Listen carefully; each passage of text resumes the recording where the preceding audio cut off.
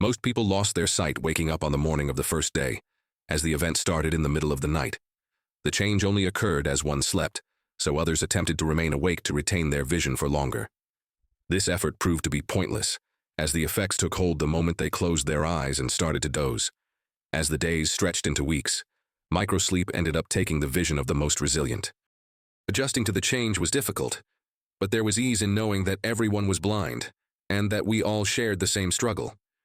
Those that were blind before the change became valuable assets to their communities. They found themselves teaching thousands, in neighborhoods where there were no blind people before. I spent my time at home with my animals, listening to old reruns of my favorite TV shows. Years of mental health issues had rendered me unfit to work in the eyes of the state. So many aspects of my life continued as usual. I did miss reading, and although I managed to find a few books in Braille, it wasn't that simple to learn. The small dots weren't that clear to me as someone who had recently gone blind. Walking the trails around my house was not an option anymore either. That was then, though. Today something changed that I didn't anticipate would happen. For the first time in over 785 days, I saw something. There have been stories since the great blinding of people regaining their sight. In all cases so far, it has been attributed to an overactive imagination. I must admit that even I have been fooled into thinking I was seeing something. You catch what looks like a flash of light, but it quickly fades and you are reminded that you are still blind, and that it has been the case for over a year now. Today was different. I saw the flash of light, but it quickly expanded to cover my entire field of view. I had to remind myself that I had a field of view again. I was amazed at how much I could see again, but startled at how forward everything felt.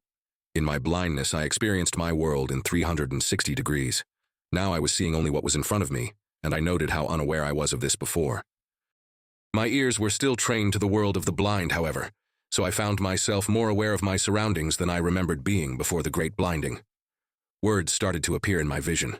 At first unfamiliar, but then more clear as the image of what each letter meant reappeared in my mind's eye. I had forgotten what letters looked like. Do not tell them that you can see were the words scrawled on my wall. The writing was brown, and it had no stench. I looked around to see if there was evidence that someone entered my room while I slept, but I soon realized that the substance was dried and old. Someone wrote this on my wall a long time ago, and I had no idea why. I crept out of my room and realized that the sun was starting to set. After so long without sight, I wasn't surprised that my sleep cycle was so off. For me, it felt like early morning. The sky was illuminated with streamers of light, and everywhere people wandered through the streets heading for work. The setting sun turned the sky a rich burgundy striped with its golden rays. There were no stars in this sky. In the distance, the trees danced, casting their long shadows on the surrounding fields. Looking closer, I realized they were actually dancing. Tall branches were swaying with their movements as they spun around one another and held each other's arms. Nearby, the people continued with their lives, unaware of the beings in their midst. Translucent birds flew high in the sky and shattered against the stone clouds, only to congeal and reform as a different bird. Their chirps mimicked those of any birds I knew of before the great blinding. Orbs of light illuminated and disappeared as they moved through the air, sometimes passing through people, unbeknownst to them. There were no roads or vehicles in the street. The asphalt and gravel were replaced with fields of grass. Despite this, my feet clattered on the ground as if it were still made of stone. I was so absorbed in my changed surroundings, it was hard to take in.